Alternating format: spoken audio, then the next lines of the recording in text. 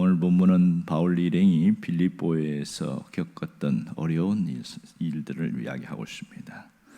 그들은 루디아의 집에서 머물면서 이제 기도처를 찾았고 또 복음을 전할 수 있는 대상자를 또 찾고 뭐 이런 상황이었습니다.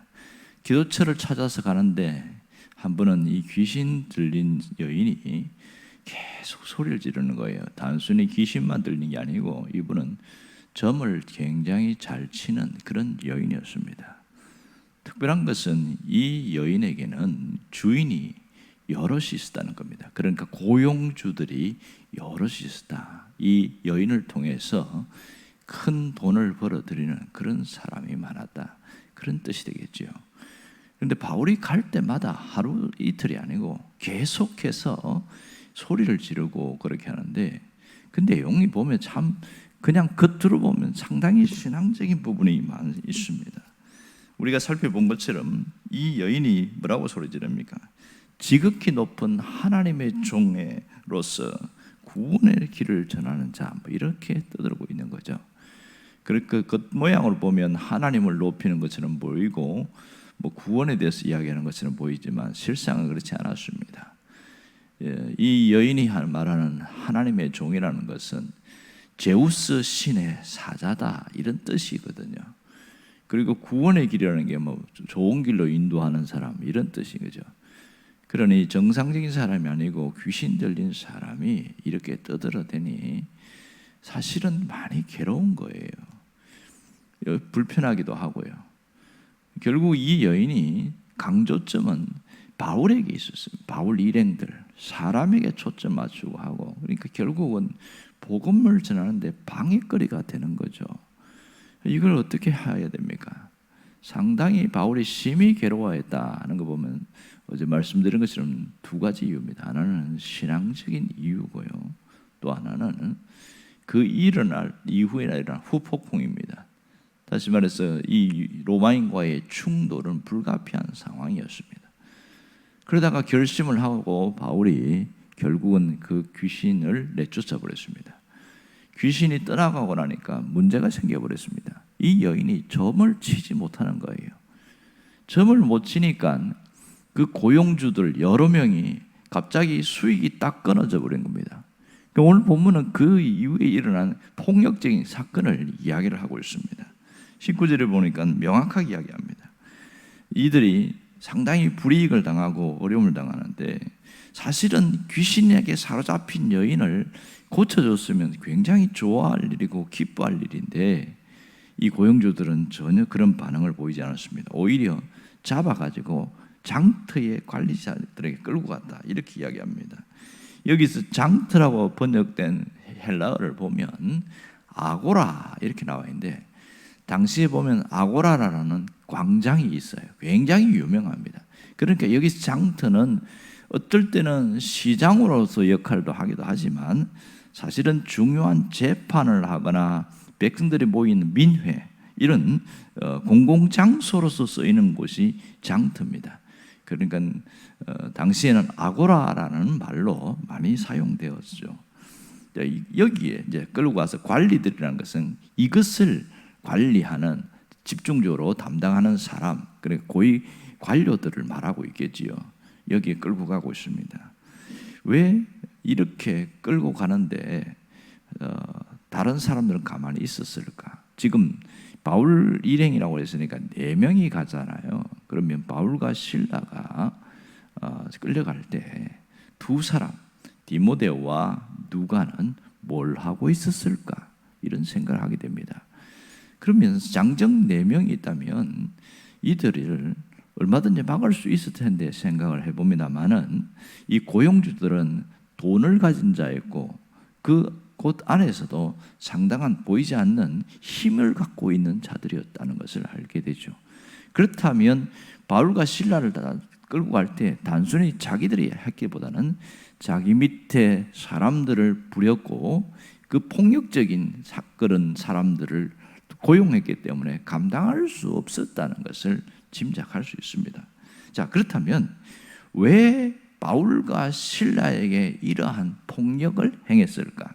오늘 왜 그랬을까요? 성경에서 오늘 19절에서 분명하게 이야기하고 있습니다. 그것은 단순히 바울과 실라를 잡은 건 딱 한 가지 이유밖에 없어요. 그건 돈 때문이었습니다. 수익이 끊어진 줄 알고 그렇게 이야기하고 있습니다. 오직 돈밖에 보이지 않은 것이죠. 이 여인을 만일 사람으로 보았다면 이러한 행동을 하지 않았겠죠. 그러니까 귀신에 들려서 점을 치는 용한 점쟁이처럼 점을 치는 이 여인에 대해서 어떻게 되었다는 거예요? 곰이나 원숭이처럼 재주를 부리는 그런 짐승 같은 존재로 취급하고 있었지 사실 사람으로 취급하지 않았다는 걸 알 수 있습니다. 정말 그들이 사람으로 취급했다면 그 돈을 가지고 이 여인을 위해 썼겠지만 전혀 자기들이 그렇게 썼을 것이라는 걸 생각할 수 없는 거죠. 그들 속에는 사악한 마음과 폭력적인 방법들 이런 것들을 난무했고 여인을 돈벌이로 이용했던 자들인 것을 알 수 있습니다. 그래서 그 돈벌이가 수익이 끊어지니까 바울에게 모든 화살을 돌리게 되어지는 거죠. 결국은 이 아고라 광장에 끌려가고 지금 상당히 많은 매를 맞게 되어지는데 바울과 실라는 사실은 죽지만 않았지 이 고용주들은 벌써 마음속에 그들을 죽여버린 그런 일들이 된 것이죠. 결국 그들은 사람으로 있었지만 사람 같지 않는 그런 행동을 하고 사악한 방법을 갖고 있는 것을 알 수 있습니다. 유대인들은 사람들에게 잘못을 했을 때 어떤 태형을 가할 때 39대 40에 하나는 감한 매를 때린다. 왜냐하면 더 넘어가면 죽으니까. 그런데 이 로마인들은 그런 게 없습니다. 때리고 싶은 만큼 때리는 거예요. 40이든 50이든 60이든 실컷 때리는 거예요. 그러니까 얼마나 많이 두들겨 맞은지를 충분히 짐작할 수 있습니다. 사실 정상적으로 하면 그들이 잘못했을 때에 재판을 열고 왜 이들이 문제가 있었는지 재판을 정식으로 하고 이래야 되는데 그거 없이 그냥 폭력을 행사하는 것을 알고 있을 수 있습니다. 그리고 그들이 변명을 하는데 말도 안 되는 이야기를 하고 있는 것이지요. 참 복음을 전하다가 이런 어려움을 당하면 어떤 마음이 들까요? 굉장히 마음이 힘이 들겠다는 생각이 듭니다. 결국은 자기 이익에 눈이 멀어서 인간이라면 하면 안 되는 그런 짓까지 서슴지 않은 것이 바로 이 고용주들의 모습이었습니다. 오늘 여기서 우리는 두 가지를 깊이 중요한 교훈을 받을 수 있는데 하나는 그리스도인이 누구냐 하는 겁니다. 그리스도인의 정체성을 잃고 살아가는 사람이 많은데 그리스도인이 누구냐 이 부분을 잘 깨달아야 됩니다. 그리스도인은 하나님의 사람이다. 하나님의 자녀라는 사실인 것이죠. 하지만 수많은 사람들 중에 보면 내가 하나님의 사람이라는 의식 그 없이 살아가면 명목상 그리스도인으로 살게 됩니다. 명목상 그리스도인이라는 것은 이름만 있고 무늬만 있는 것이죠. 그러다 보면 이들처럼 자기 이익에 눈이 멀어서 진정한 그리스도인인 것을 잃어버리고 잘못된 방향으로 살아가는 사람들이 있더라. 그것이 안타까운 일인 것이죠. 오늘 진정한 그리스도인들은 이들과 정반대의 모습인 것은 당연한 것이고요. 또 하나는 바울의 입장에서 우리가 한번 깊이 생각해 봐야 됩니다. 사실 이들은 복음을 전하는 것밖에 없었고 오히려 여인의 그 갇혀 살던 포로된 그 귀신들인 것을 내쫓은 것밖에 없는데 억울한 일을 당했습니다. 여기서 우리는 진정한 그리스도인으로 살아갈 때 때로는 억울한 일도 당할 수가 있다는 것을 알게 되어지는 것이죠. 때로는 억울한 일을 당할 때 신앙이 온전히 서 있지 않은 사람들은 급격하게 무너지는 걸 알 수 있습니다. 억울한 일을 당했을 때에 하나님을 잃어버리지 않아야 한다는 것을 잘 말하고 있습니다. 하나님을 잃어버리지 않는다는 것은 언제나 내가 이 억울함을 당한 그 자리에도 하나님은 계시고 하나님은 역사하신다. 하나님의 주권을 인정하는 그런 모습이 필요합니다. 신앙인으로 살다 보면 화가 날 때가 바로 이럴 때입니다. 억울한 일을 당할 때입니다. 세상에도 사람들은 억울한 일을 당해서 불이익을 당한 사람들을 종종 보게 됩니다. 어떤 사람은 자기가 잘못한 게 없는데 모함에 의해서 감옥에 끌려가고 그래서 20년의 그 청춘을 감옥에서 보내는 사람이 있습니다. 우리나라의 역사에도 보면 종종 나타나지 않습니까? 그분들이 나와서 하는 말이 내 청춘을 돌려주세요. 그러면서 국가를 대상으로 이렇게 또 손해배상 청구도 하고 그런데 돈은 받을 수 있겠지만 젊음은 얻어낼 수가 없는 그런 일들이 생기기도 하죠. 우리 주변에 보면 사실 억울한 일을 많이 당해요. 사기를 치려고 작정한 사람 앞에는 아무도 맥을 못 추는 경우가 많습니다. 또 보정을 잘못 썼다가 그렇게 어려움을 당하기도 하고, 또 가장 친한 사람이 배신을 당해서 내가 엄청난 억울한 일을 당하고, 그럴 때 신앙이 바닥으로 톡 떨어지는 경우가 많습니다. 여러분, 이 억울함을 품고 살아가면, 이것이 오래되어지면 마음도 상하고 몸도 상하고 신앙도 다운되고 모든 것이 무너지는 그런 일들이 참 많습니다. 여기서 살아남는 사람이 누굽니까? 그런 상황 속에서도 돌파구를 찾아내고 살 길을 찾아서 다시 일어서는 사람인 것이죠. 정말 진짜 신앙인은 이런 억울한 일을 당할 때에 신앙의 모습이 드러나는데 그게 뭐냐? 하나님을 잃어버리지 않아요. 어떤 하나님입니까? 합력하여 선을 이루는 하나님을 잃어버리지 않습니다. 그럴 때 마음을 추스리고 일어납니다. 성경에 보면 억울한 일을 당한 사람 이야기가 참 많이 나옵니다. 신약에 보면 누가복음 18장에 보면 불의한 재판관과 과부 이야기 나오지요. 이 과부는 진짜 억울한 일을 당했는데 재판관이 돈 뇌물을 묻고 제대로 된 재판을 안 해주는 거예요. 이 여인이 할 수 있는 건 아무것도 없어요. 그래서 좀 바르게만 재판해 주십시오. 그러면서 이 판사를 찾아가는데 이 판사가 돈을 좋아하는 사람이다 보니까 바르게 안 해주는 거예요. 밤낮으로 찾아가는, 밤낮으로. 결국은 내가 너무 괴로워서 그냥 제대로 재판해주고 말란다. 이런 일들이 있잖아요. 구약에 보면 억울한 일을 당한 사람들이 있는데 그중 여러 명이 보는데 가장 대표적인 사람이 요셉입니다. 진짜 요셉은 억울하게 쫓겨나고 감옥에 가고 그러잖아요. 보면 말도 안 되는 억울한 일을 당하죠. 아무리 그래도 그렇지 형들이 동생을 그렇게 인신매매로 해서 돈 받고 팔아버리는 이 일을 당하면 살아남을 사람 누가 있겠어요? 요셉이 그래도 신앙을 가지고 있었는데 바르게 살고 진실하게 해서 그래서 보디발의 집에서 가정총무를 했지만 또 억울한 일을 당하잖아요. 이 보디발의 집에서도 억울한 일을 감옥에 들어갑니다.